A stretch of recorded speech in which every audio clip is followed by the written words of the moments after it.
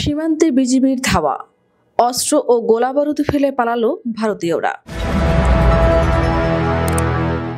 কুড়িগ্রামের ভুরঙ্গামারী উপজেলার দিয়াডাঙ্গা সীমান্তে বাংলাদেশ সীমান্তরক্ষী বাহিনীর ধাওয়ায় অস্ত্র ও গোলাবারুদ ফেলে ভারতে পালিয়েছেন পাচারকারীরা।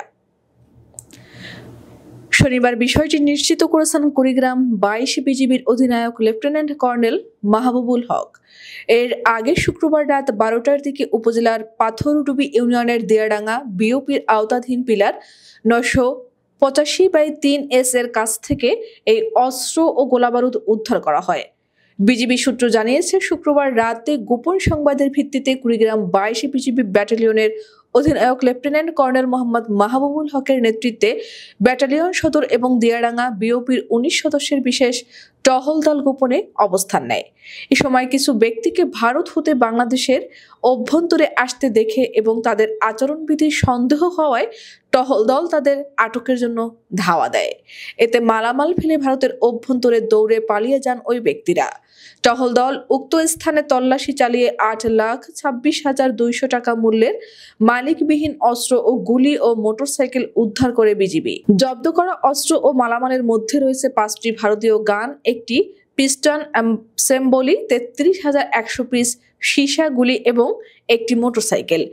এ বিষয়ে কুড়িগ্রাম ব্যাটালিয়ন ২২ বিজিবি এর অধিনায়ক লেফটেন্যান্ট কর্নেল মোহাম্মদ মাহবুবুল হক জানান, সীমান্তে সব ধরনের চোরাচালান ও অস্ত্র পাচার রোধে বিজিবি তৎপর রয়েছে। ইতোমধ্যে প্রতিটি বিওপির সীমান্ত এলাকায় টহল জোরদার করা হয়েছে। উল্লেখ্য, এর আগে আন্তর্জাতিক সীমানা আইন লঙ্ঘন করে বাংলাদেশ ভারত সীমান্তে কাঁটাতারের বেড়া নির্মাণের চেষ্টার অভিযোগ উঠেছে ভারতীয় সীমান্তরক্ষী বাহিনীর বিরুদ্ধে। তবে বর্ডার গার্ড বাংলাদেশের বাধায় কাজ বন্ধ করে পিছু হটে বিএসএফ। বুধবার সকালে নওগাঁর ধামিরহাট উপজেলার বস্তাবর সীমান্তে এ ঘটনা ঘটে। এরপর থেকে সীমান্তবর্তী ওই এলাকায় উত্তেজনা বিরাজ করছে। তবে সন্ধ্যা ৬টার দিকে ওই এলাকার পরিস্থিতি শান্ত রয়েছে বলে জানিয়েছেন বিজিবির নওগাঁ ১৪ পত্তিতলা ব্যাটালিয়নের অধিনায়ক লেফটেন্যান্ট কর্নেল মোহাম্মদ ইকবাল হোসেন। তিনি বলেন, বর্তমানে সেখানে নির্মাণ কাজ বন্ধ রাখা হয়েছে। নওগাঁর ধামাইরহাট উপজেলার বস্তাবর এলাকার প্রায় ৬০০ গজের মধ্যে দুই দেশের কোনো বেড়া নেই। বুধবার সকালে হঠাৎ বিএসএফ এর একটি দল ওই সীমান্ত এলাকায় কাঁটাতার নির্মাণের জন্য আসে। আইন অনুযায়ী দুই দেশের সীমান্ত পিলার থেকে ১৫০ গজের মধ্যে ফসল চাষ ছাড়া স্থায়ী কোনো স্থাপনা কিংবা বেড়া দিতে পারবে না।